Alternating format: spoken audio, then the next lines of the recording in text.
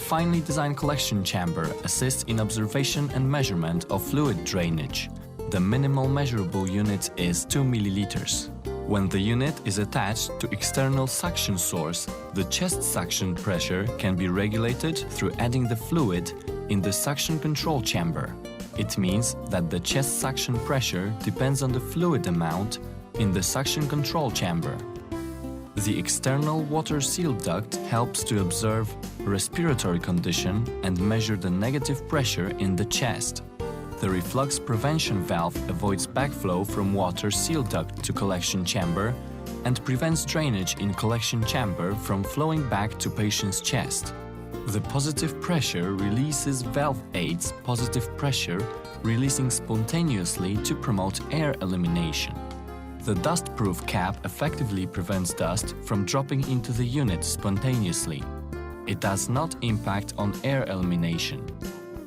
Manual negative pressure release valve helps to release the excessively negative pressure in collection chamber. The bellows on the drainage tube ensure the normal drainage function. The chest drainage unit is designed with sampling port, which can be placed in any part of the drainage tube.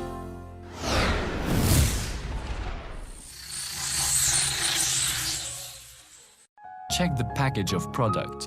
Do not use the product if it is broken. Open the package. Check the appearance of the unit. Do not use the product if there is breakage or crack.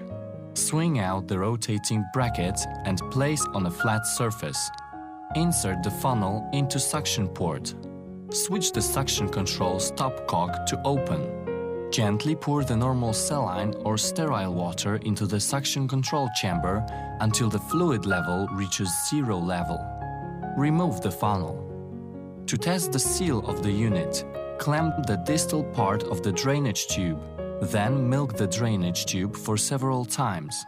The seal property is intact if the fluid fluctuation is present in the water seal duct.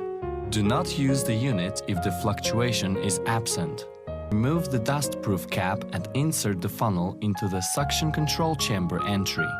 Gently pour the normal saline or sterile water into the suction control chamber to prescribed fluid level. Remove the funnel. Cover the suction control chamber entry with dust-proof cap. Switch the suction control stopcock to close. Turn on external suction source. Attach the suction tube to the suction port. Adjust the suction control stopcock until continuous gentle bubbling occurs in the suction control chamber. The chest drainage unit must be placed below the patient's chest level. To prevent accidental knockover, swing out the rotating bracket and put on a flat surface or hang the unit on the bed frame with hangers. The drainage tube should be properly secured on the bed. Leave adequate length to prevent pulling. Remove the sheath. Attach the chest tube to drainage tube.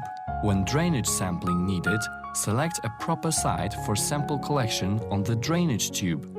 Clamp the distal part of the tube, cut with scissors, and connect 2 edges with the sampling port. Gather the drainage at the sampling port. Then insert male lure slip syringe into sampling port to draw drainage. When the suction control stopcock is closed, the plenty of persistent bubbling occurs in water seal chamber, indicating that the patient may develop the pneumothorax. Physician should be notified immediately. The fluid in water seal duct keeping in high level indicates the excessive suction pressure. The interventions of releasing pressure should be taken. Notify physician if these interventions fail to restore the normal drainage system.